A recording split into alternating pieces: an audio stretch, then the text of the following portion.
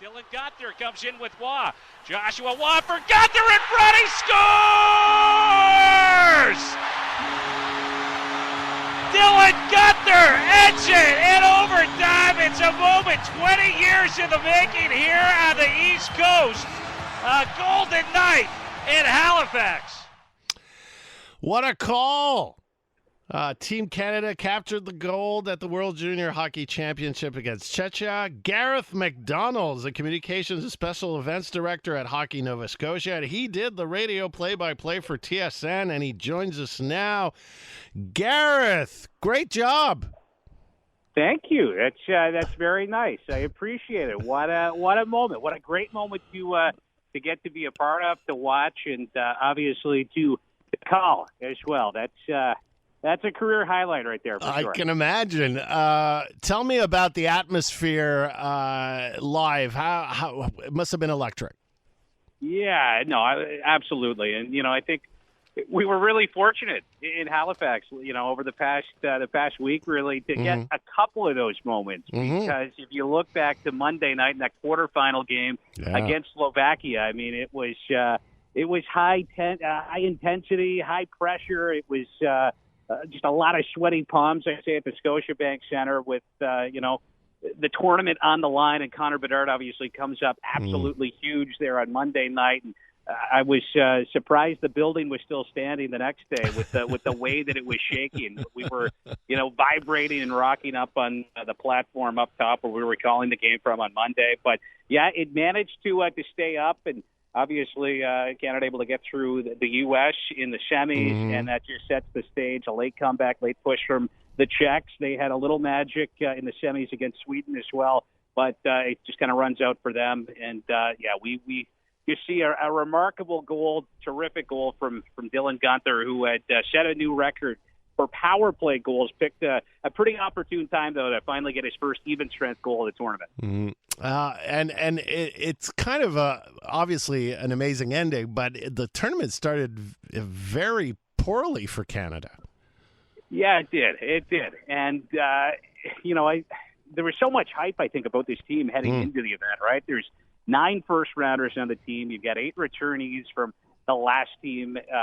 You've got 3 guys on loan in Brant Clark, Shane Wright, and Dylan Gunther from NHL clubs. That's something that very rarely happens, almost never happens. So a lot of buzz, a lot of talk, some comparisons to that incredible team back in 2005. And then they roll through the pre-tournament. They have a terrific pre-tournament. They're undefeated. They look almost unstoppable. And then they just come out on Boxing Day, and it's a bit of a train wreck. And I think at the end of the day, though, facing the Czechs the way they did, playing the way they did, really disappointing result. It may have done them some favors moving forward, because it certainly wasn't the last time that they faced adversity. As we said, so Slovakia, that required overtime. They're down 2-0 early to the U.S. in the semis, and obviously able to rally in that one as well. Some incredible goaltending from Thomas Milic, and like I said, that just kind of sets the stage there for the perfect ending to what was really a perfect couple weeks. Really was. Tell me the impact of this tournament, and obviously the great ending, but just overall on Halifax, on Hockey Nova Scotia.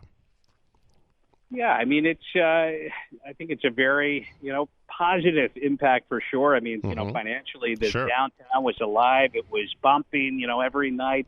A lot of red and white sweaters out there. The Scotiabank Center, downtown, Rogers Square last night. That's a little outdoor gathering area outside. It's an outdoor spot outside the convention center. They had the game up on the big screens out there. It was just a wild scene. I've seen some incredible videos from that. And obviously, it's I think just hockey in general. I think it does put it in a positive light. Obviously, in the last few years, have not always been the best, I'd say, for the sport. But a great moment last night, certainly. And I was talking to a friend I know. His son.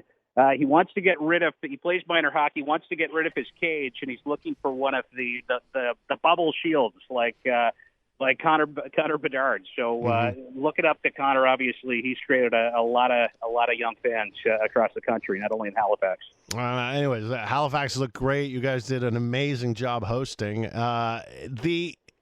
I got to ask the question. I don't want to put a damper on things, but with everything we've heard about Hockey Canada, I mean, what was it present? Was it somewhere in the back of people's minds, or was it just set aside and say, okay, we're going to focus on the tournament?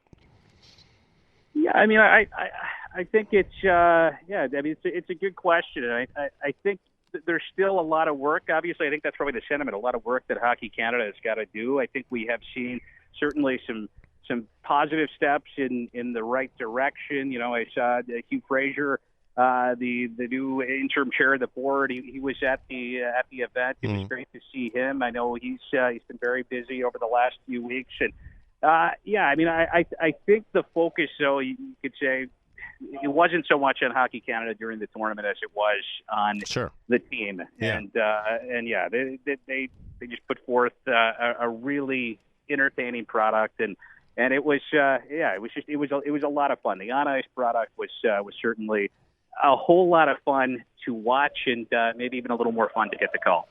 Well, a call for the ages, and thank you so much for a great tournament and for taking the time to join us today, and all the best for 2023. Well, I appreciate that. Thanks so much for having me, and have a wonderful evening. You too. Dylan Gunther comes in with Waugh.